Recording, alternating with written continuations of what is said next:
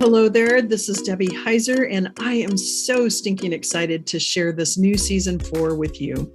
And I can't believe that this is already the 4th season of Lead Your Life with Debbie Heiser. And I just want to thank each of you who listen. And my hope is that the tools, the thoughts and experiences I share, as well as the work I've done to love myself, love others, and love the work I'm called to do, that also helps me lead a truly lit up life, will help you move into a more lit up life yourself. A few things to look for in this season. Super excited to share that we're going to be coming to you now every week with episodes jam-packed with information to serve you. Every other week, you'll hear from a guest who's leading a life that they love, and I'll be asking them to share their stories, how they got there, and any thoughts or advice that they can give you, our loyal listeners.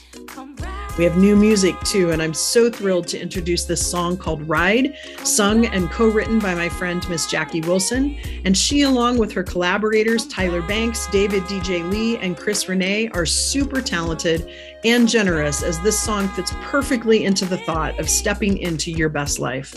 To follow any or all of these talented folks, check out the show notes for their social handles. Thanks again for listening. Enjoy season 4 and do us a solid and leave us a rating and a comment to help us be able to share more with people across the globe. Now, let's get started with this episode. You're the only one who really can transform your mind.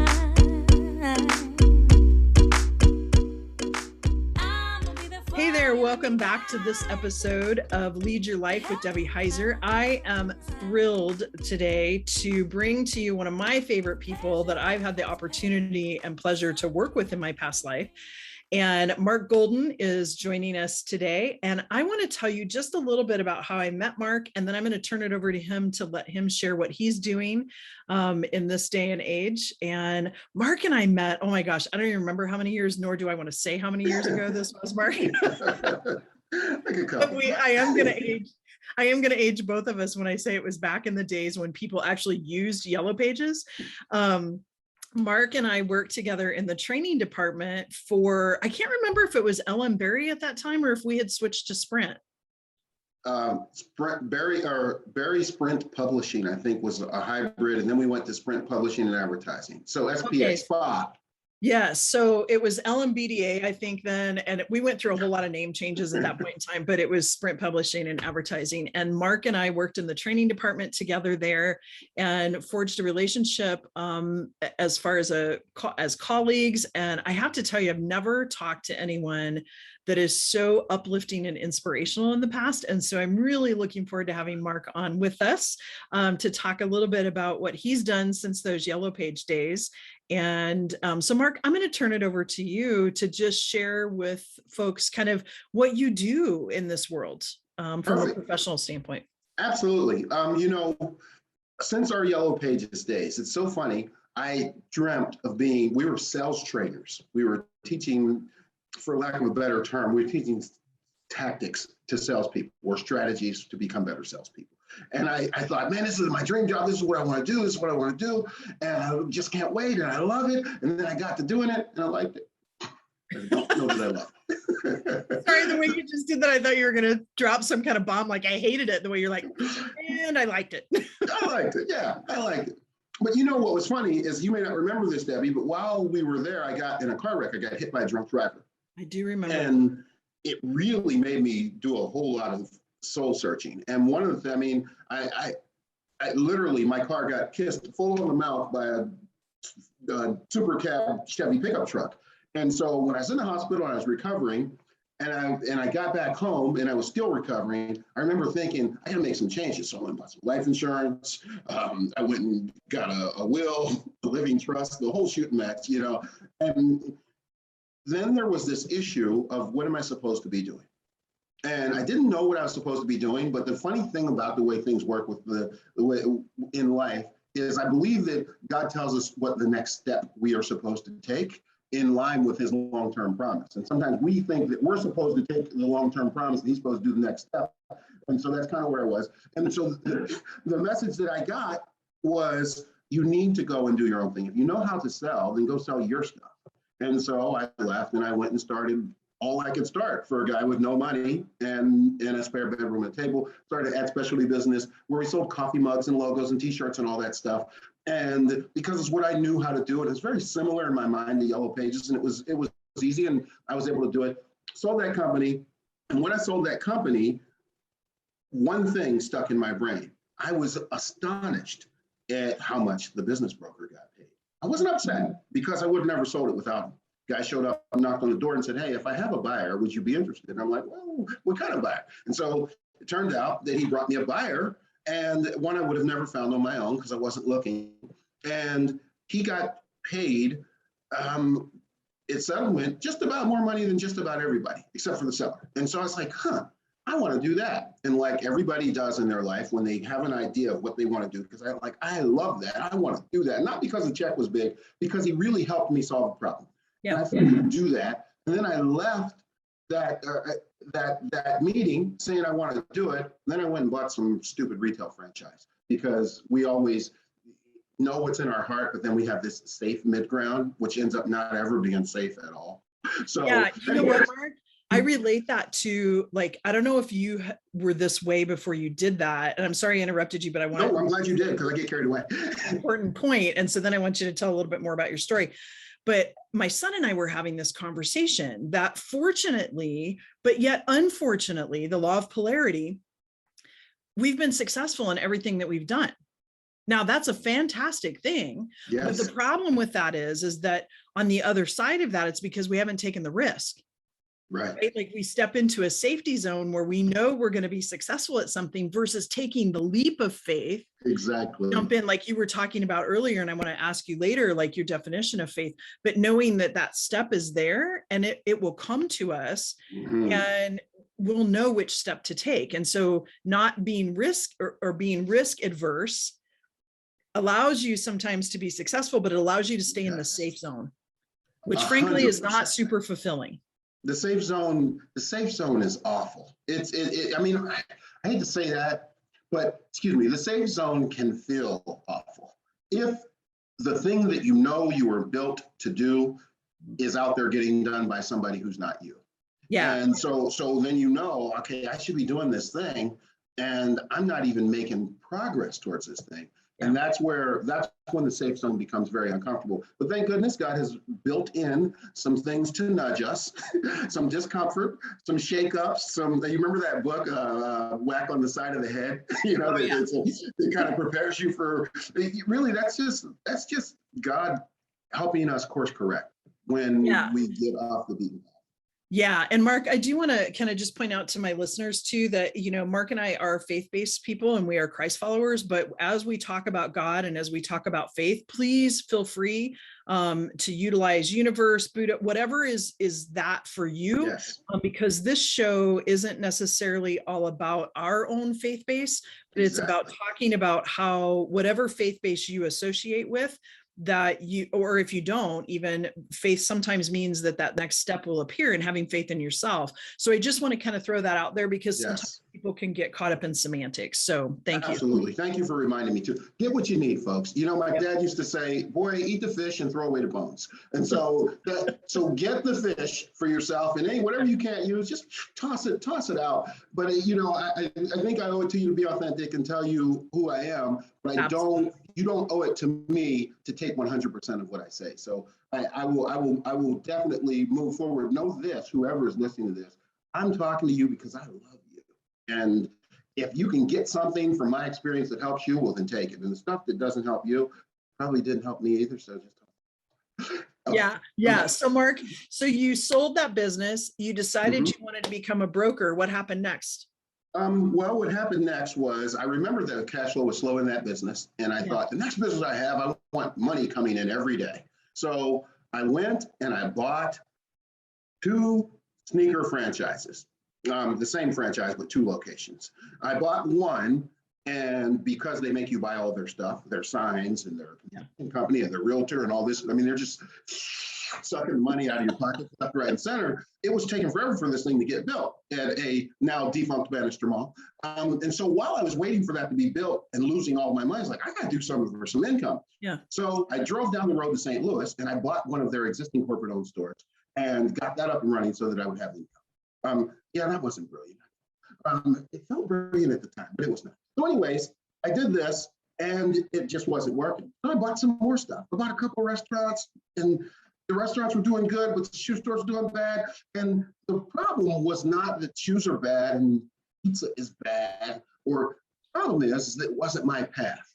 And if I go out to become a marathoner, right? And I know that's not how I was designed, because I'm good for probably a city block, maybe, of running. If I go out to be a marathoner, no matter how much resources I pour into being a marathoner, I am not going to be a successful marathoner. I'm just not. I might even finish a marathon, but I'm not going to be a successful marathon. I'm just going to be a guy who poured everything he had into doing this thing that was off the path of what he was designed to do. And I believe we're all designed to do something that changes or improves the world or moves the next generation closer to the thing that is prepared for us. Yeah, and Marc, that's that's basically what the whole Lead Your Lit Up Life with Debbie Heiser is all about, right? Is finding that what's in your DNA. But so as you think about that, though, because an important piece is understanding what the resistance is about. Did you figure out through this journey, like, what was that resistance? Oh, yeah, absolutely. The resistance was, I have a keen awareness that I am an unusual duck and that I have not ever fit in anywhere. And literally you go places and people say to your spouse, like, oh my God, he's crazy. How do you put up with him? And when you're a kid, you don't fit in school, you don't fit in anywhere. And so I know that taking the leap of faith and building my own business, especially I know this now at 54, I'm like, well, sure. This is what I should be doing, and nobody's talking me out of it. When you're in your 20s and your 30s, you still need that social approval. And I knew the social approval of leaving a business that people could understand. They can say, oh, well, you sell these things to those people. That makes sense. To go into a business that people don't understand, I don't make a product, right? I don't have, I'd be starting without a customer list. I don't have, no factory, no machinery, and a peer group and an ancestral peer group, the folks older, the generation before me, would be looking at this with confusion.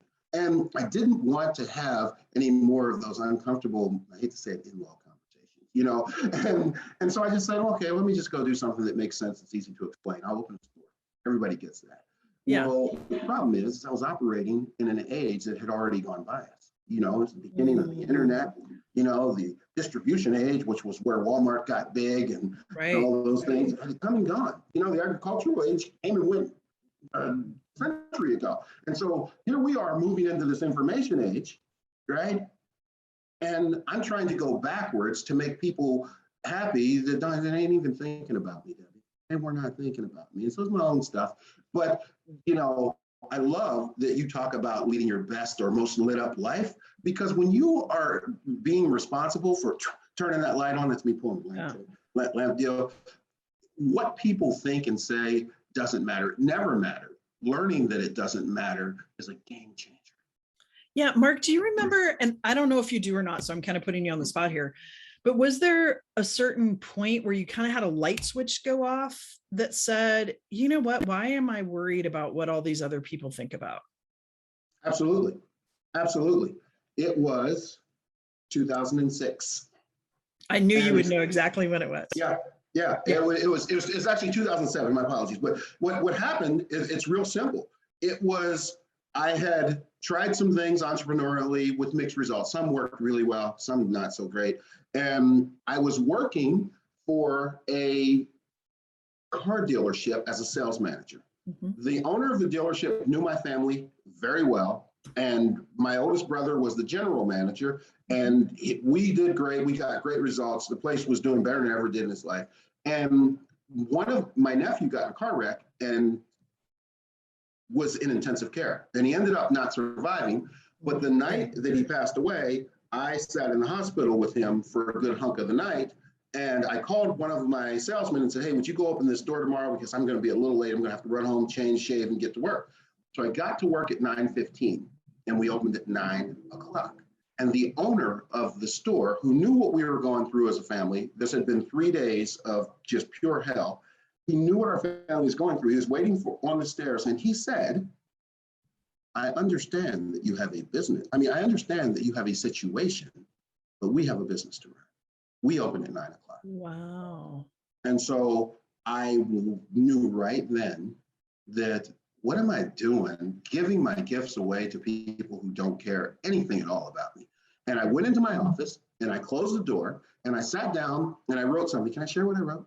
Yeah, I absolutely. didn't know you were going to ask me, so it's off the top of my head. So if I leave a little bit out, I'll do what I can remember. But we'll never know, Mark. You know what? That's a very good point. Were wages all the joys of work, we would not leave for lesser perks. We'd all stay put for all our days from start to end in withdrawn haze. Then hunker down, or we'd never stop to measure worth. We'd count our wages on the first. Then hunker down for one more trip, taxable earnings, salaries tipped. But living free, we have a voice. It travels on the waves of choice. Follow your heart or obey or follow your head or obey your heart. They're often opposed at the start. Mm-hmm. And I don't remember the rest, but that was enough. And every time I started thinking about the pain that man caused, because I'm normally smiling, and when I was talking about that, I wasn't smiling, I just caught myself. But that's the pain that it caused. That people are more motivated to escape pain than they are to pursue pleasure. Well, the pleasure of being my own business was good. It was strong, but the pain that I never wanted to endure again. And I left that place and decided to go out on my own. And I knew that I had a gift for bringing parties together, which we learned in Yellow Pages, right? Yeah. We were bringing buyers and sellers together. So I thought, as long as I stay on this plane and bring buyers and sellers together, I will be okay. And so I set off on a path of bringing buyers and sellers together. And I built a recruiting firm that I ended up selling. And I was also at the same time licensed in insurance, and probably have been for as long as you've known me, by the way. Yeah. And so I was doing that, bringing insurers and insurees together. And so I was doing this nonstop. And then at the time I missed a couple of things because I was still working like crazy, not doing what I was designed to do. And when I decided to go and coach my daughter in basketball, I had to let a lot of things go. And I just decided, I'll just do business brokering while I'm doing this. And that's the way I was able to build the business brokerage. I was trying to create an income that supported a lifestyle, a family choice. And that's what I did. And I've been doing it ever since. And I am grateful. It has been wonderful. And it has been fantastic. I know that's not a typical bio type answer, but I just want to give you the important parts that moved me, because now I feel like I'm operating at the highest level of value because I'm operating in essence. I'm doing the thing I was made to do. Yeah. And Mark, I think you make a really good distinction, because I talk about in some other episodes and some writing that I've done about how when I was an executive at Citibank, the work itself, I think you create a love about the work you do, and a lot of it has to do with the people. But for me too, it wasn't my DNA. It wasn't what I was called to do. But at the moment that was there because what I was doing outside of that job, being a volunteer high school youth pastor, that was my passion. That's what filled me up. And that employment allowed me to do that work there. And that's kind of what I hear you say, that almost, if I could say it this way, you almost stumbled into then what you were made to do by connecting people. And I know you have a passion for something that I'm going to talk about here in a second, but connecting people because you had the strong desire to coach your daughter in basketball. And desire is causative. Right. And the stronger the desire is, the faster you get to the effect that you want, which is the law of cause and effect. And I know Mark and I were talking a little bit before we started taping here, and I know you've kind of got a little bit of a niche about when you're connecting people, there's a passion there and a personal story about why you're looking to connect people that are towards the end of their runway when it comes to being an entrepreneur. So tell us a little bit about how you decided that, and what it is that you're doing. Okay, so here's what I realized is that we knew I loved doing the business brokering. I realized quickly that most of the people that were selling their business were, somewhere between 55 and 65. That was common. Now, I have clients who are much younger who are selling their business to go do something else. but people are turning 65 at a rate of about 10,000 people per day. Yeah. And more often than not, people who have started businesses, when they get to the point where they just can't do it all anymore, more often than not, they shrink their business and wind it down, sometimes all the way to zero. And I don't want people to have to go through that, because they're really depriving themselves and their family out of a really bright future if they can exit their business at the right time. So I help people exit and enter businesses. So at the same time that I'm dealing with that older ideal client, I am also helping younger clients, people buy businesses and get into the free economy of positive capitalism. And it's just a wonderful, wonderful thing, because it really feels like it's important work. And it can be the difference between someone having enough money to retire and do some things that would make them happy and live comfortably, or just being literally hand them out while working themselves until they cannot work anymore. And so if I can help people get option A, then I feel like I'm doing great work. I feel like I'm able to really bring positive change to the world in that way. Yeah, Mark, it's interesting. I was kind of smiling there, because as you spoke, I was thinking about something, and how I remember back in the Yellow Page days, how we always used to talk about the bigger purpose that we have, and that bigger purpose, we weren't just training people to sell Yellow Pages, and we weren't just selling Yellow Pages. Exactly. We were helping business people with their hopes, wishes, and dreams. Yes, exactly. And so I was grinning, because I think both of us are doing that same thing today, just in a different way. We're helping business owners get to their hopes, wishes, and dreams. And in your case, either purchasing a business and getting into an entrepreneurship position to then have those desires that they have, and those people that are exiting to go do what they want to do in that next stage of their life. Exactly. Where I'm doing similar things, helping entrepreneurs get what they want. And a part of that is financially being able to have a successful business and have financial freedom, as well as achieving those desires. And so it made me grin, because I thought, you know what, we're doing almost the same work, but in a very different way. And how we were both drawn to that early on, and have now come into what I call the right vehicle. The right vehicle. You said it. You said it. I mean, that changes everything. You know, if you think of the time as sales trainers that we've spent teaching people how to overcome objections or handle initial resistance and all that stuff, you know, more often than not, and I hope nobody's sales manager gets mad at me for this, but the reality of it is, a lot of times, if you're in a field where you're getting tons and tons of objections and initial resistance, the chances are probably that you're just in the wrong vehicle. If I got in my car and drove it straight down the railroad tracks, I would get a lot of opposition, a lot of horns honked at me, a lot of police sirens chasing me, you know, people yelling from the sides, hey, go away, go away. Well, the problem is I'm in the wrong vehicle for the track that I'm on.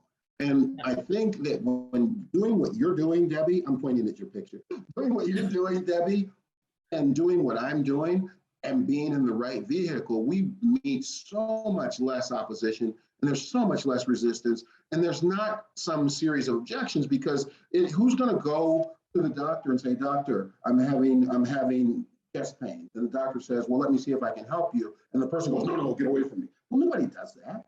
People are always going to accept us and embrace us if we are bringing them help, and we are skilled, and we are the right person to bring them the help. And I see that with you, and I just get so excited as I see the work that you're doing. Well, thank you. Back at you though, too, because Mark, I look at it and I think about, you know, like for me, sales has to be integrity driven, and it has to be in congruency with values. And I think you and I have very similar kind of values with that, where I always say, you know your numbers. It's important to know your numbers. It's just like a map and understanding the course that you're going. But if you focus only on the map, you miss the important pieces of it. Right. Yes. If I've got my eyes on my, well, now we don't use paper maps that often either, but we use our phones, right, for GPS. Sure. But if I am so focused on that, I miss the richness and the real of what's there. And so what I'm hearing you say too, is a lot of what you do in this connecting people in the right way is also this looking at, because you're in sales, and Exactly. I go back to what I used to say, and you're going to laugh when you hear this, that everything in life is a sales call, right? It is.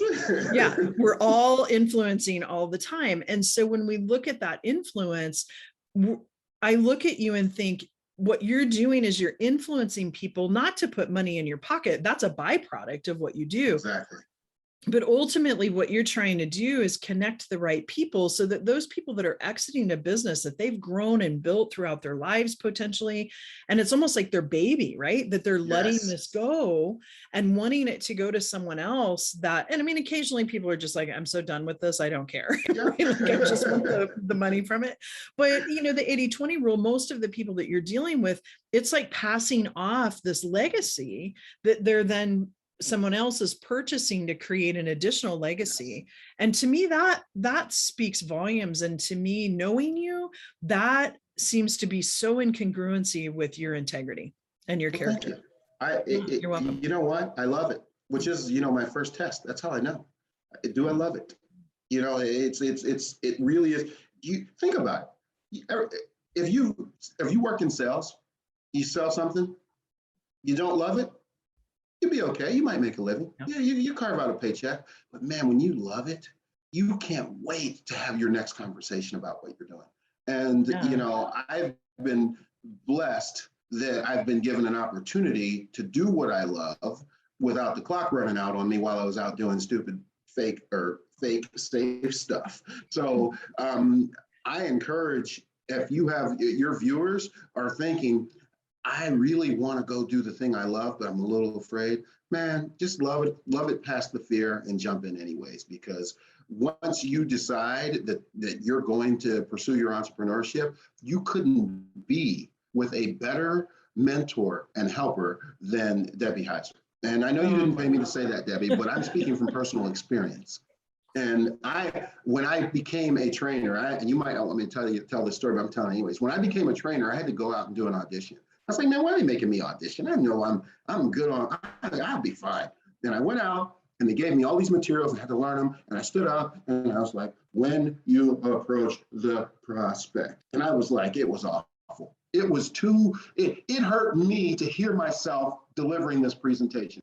And Debbie caught me and said, hey, look, tomorrow there's going to be some VPs and execs down here to watch you. Don't you worry about a thing. Just relax. Forget the material. If you're going to talk about co-op advertising, just talk about it. Forget points 1, 2, and 3. Just talk about it. If you miss something, you miss it. The same thing you just said to me about my poem. You said, they're not going to know. And, you know, that feedback, Debbie, is something that I have drawn on over and over and over the few years that have gone by since then.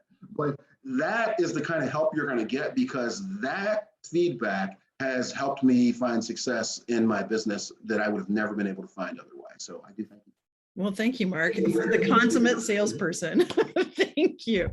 Okay, so I have a couple of last questions for you. One is, you know, you talk about loving what you're doing, and I know you enjoyed what you were doing before, but like, what made you realize this, being a business broker, was what you were called to do? And I call it, like, when I say vocation, some people get caught up in that semantic too, but to me, like, a career or a vocation is like you're dropped in versus I have a job.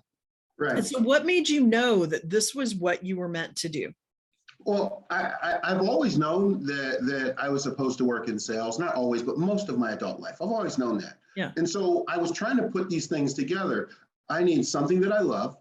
I need it to pay me, and I need to be able, and not in this order, but I needed to be able to really help make a difference in people's lives. And so I've always been good at getting 2 out of 3, but I can get the pay, and I can get helping people, and then I don't love it. Or I love it, and I can get the helping people, but then there's no pay. And I've always known, I'm like, well, the skills that I have, the ability to help someone see a solution, should pay well. It should just pay well. And I remember the first time when I became a Yellow Pages sales rep, and I went home and I sold a brand new full page. And I think I was going to get like $1,200 of commission. And I went home, I used to go home and do play James Brown, I Feel Good, and dance in my sock feet on the kitchen floor. Like that, Okay, I said used to, I still do. So I was going home and I was doing that. And then I noticed as time went by, the more that happened, the less I wanted to do the James Brown dance. And part of that was because in the back of my head was like, well, I'm getting what they called 100% commission, which was 100% of 1 month's payments. and so then I started thinking, something's not right here. So I always wanted to find a way to help people, do work that I love, and be paid well for it. And I was like, well, what if I could close a sale and maybe they add a couple of zeros to that check? And the only things that I've ever seen that happen in for myself personally, because I'm not a software guy, I don't sell medical equipment. I'm me. And so the only thing that I've ever seen that happen in was insurance, recruiting, and business brokering. And so I brought the three together. I still use the experience from insurance because anybody that gets an SBA loan, the SBA makes them get life insurance. I still use the skills from recruiting because a lot of times I have to help customers solve the problem of getting the proper staff in place before their business is sellable. Right. And so I tie all those things together, and now I have all three. I'm helping people every day, every day. My most satisfied clients are the ones that get to pay me the most money. I know that sounds the craziest thing. No. If you told me that in my 20s, I'd say, what is this? What is this? Yeah. But, and my least satisfied clients are the ones that pay me the least. And so it got me thinking, you probably remember this name, Wild Bill Collier. Oh, yeah. We were talking about when somebody would say, hey, the other Yellow Pages company selling their ads for a third of your price. And Bill said, you know what I always tell them, Mark? I tell them they know what their product's worth. And so I know what I was made to do and what I'm operating in full essence. That is the highest level of operation if you ask me. People want to pay that. And I don't get in the way of that and try to stop them. I let them because how they feel good about what they got. And so I don't even know if I answered your question. And I get so excited and I just run away sometimes. So Debbie, don't feel bad about reining me back in. No, that was perfect. And really, Mark, kind of a really important piece that I hear you say that I'd like to close on, and then you can share where people can find you, is you got really crystal clear on what was important to you. Connecting people, like impact, having an impact, making money doing it, which yes. I find every one of my clients has a money story that we have to get over, right? And making the money to do that, connecting people, and loving what you do. And when you are really clear on those kind of driving pillars for what you want to do in the world, then all you have to do is be open to receiving what comes your way, because it's waiting there. And that's kind of what I heard you, like it was waiting there. And as you made a personal decision, then yes. I feel like, God puts those things in our life to guide us sometimes. And yes. so that guided you into this role of doing what you do. And I just think it's beautiful to see you doing that. So Mark, if someone listening or watching this wants to reach out to you, they have a desire to either purchase their business or sell a business, how can they get in touch with you? The best way would be to go to my website. My business is Family Business Advisors. The website is mergerus.com. Oh, that's easy. Mergerus.com. Okay. Yeah, so good. Just go check me out, contact me. There's a million ways to reach me on there. I will be training 10 people over the next year on how to be a business broker. I know that's not for everybody. And if it's not for you, I'll be honest and clear with you. But I will be teaching 10 people how to do this over the next year. Not a franchise. They're not going to work for me. I'm just going to teach them how to do this because I believe there are a lot of people that are designed similar to you and I, Debbie, and that they would be great at this. And there's not enough really great service providers out there. And so you can just catch up with me and ask me about that if that's something that's interesting to you. I'll tell you the best way to proceed. But I appreciate you letting me talk to the people who look to you for answers and direction, because that is a high honor. And I hope that I even came close to the mark and delivered something of value to your listeners. You're Mark, so you got on the mark. I do know myself. I'm still as just love dorky that. as I was back then. So I absolutely love it. anyway, Marc, thank you so much. It's been such a joy to have you on. And for those of you listening and watching, thank you so much for joining in. If you'd like to speak to me more, please go out to www.leadyourlituplife.com and feel free to set up a clarity conversation with me. And that's a wrap, folks. We'll chat in a couple of weeks. Thanks so much. Thank you, Debbie. Find your own kind of happy.